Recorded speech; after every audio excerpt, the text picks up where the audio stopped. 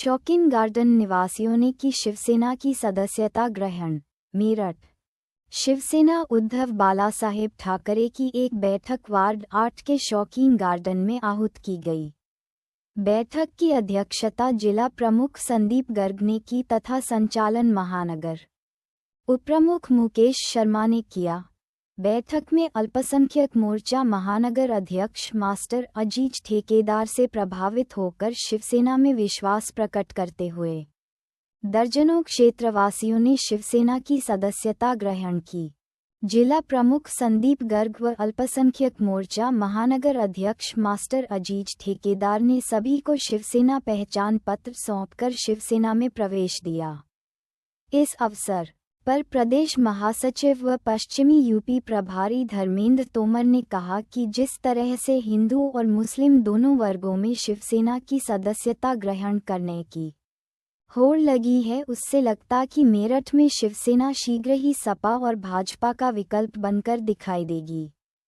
इस अवसर पर युवा सेना जिलाध्यक्ष अवनीश आर्य, अल्पसंख्यक मोर्चा महानगर उपाध्यक्ष नौशाद डान, इम्तियाज चौधरी, पूजा सिंघल, इरम, रईस हिंदुस्तानी, मोइनुद्दीन अंसारी, असलम चौधरी, दीनू, मुन्ना, इमरान, मसूदी आदि शामिल रहे।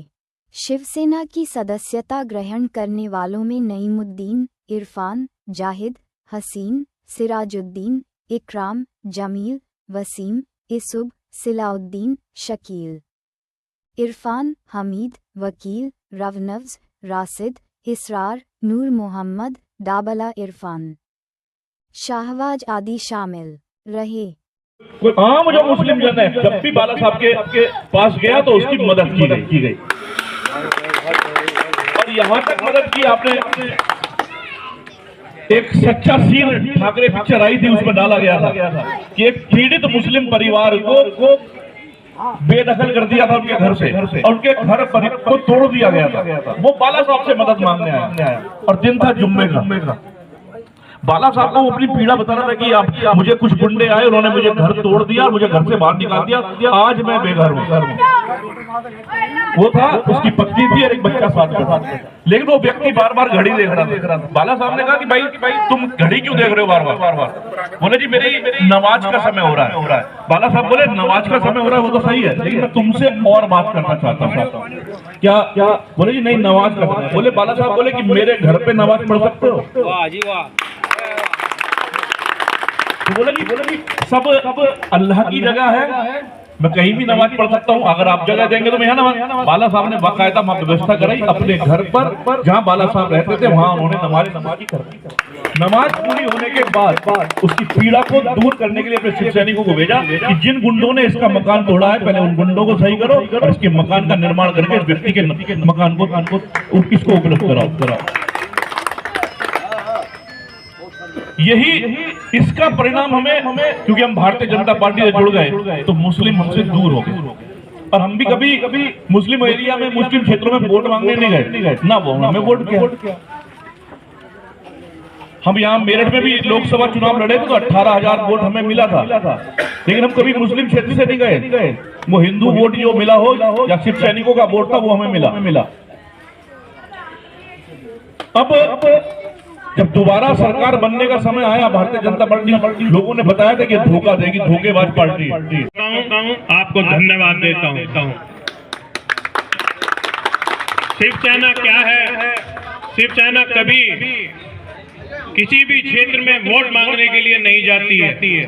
पहले मैं आपको एक क्लियर कर दूं, हम कभी वोट मांगने नहीं जाते, हम लोगों को जोड़ने जाते हैं, उनके दुख दर्द को समाप्त करने के लिए जाते हैं कि आप हमसे जुड़िए, आपके जो कष्ट हैं, दुख हैं, हमारे पास आइए। हम यथा संभव जो हो सकेगा, प्रशासन हो या कुछ हो, आपके लिए लड़ेंगे और आपका कार्य कराएंगे। हम इसमें ना धर्म देखते हैं, न जाति देखते हैं, न छोटा देखते हैं, न बड़ा देखते हैं तो सिर्फ पीड़ित देखते हैं।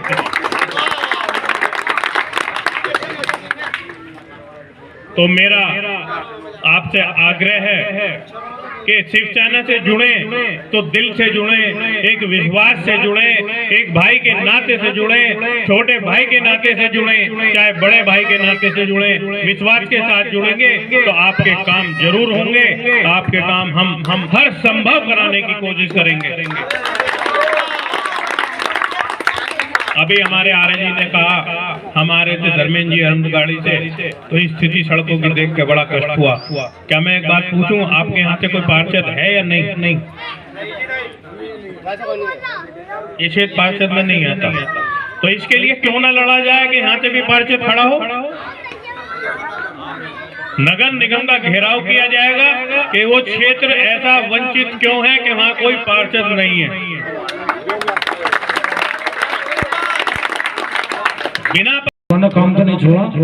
पहले जो लड़ते थे वो हिंदू मुसलमान होता होगा, लेकिन इस टाइम तो प्रशासन से लड़ाई का काम शुरू कर रखा हमने। और पीड़ित को हम बिल्कुल नहीं देख रहे, चाहे वो मुसलमान हो, हिंदू हो, सिख हो, ईसाई हो।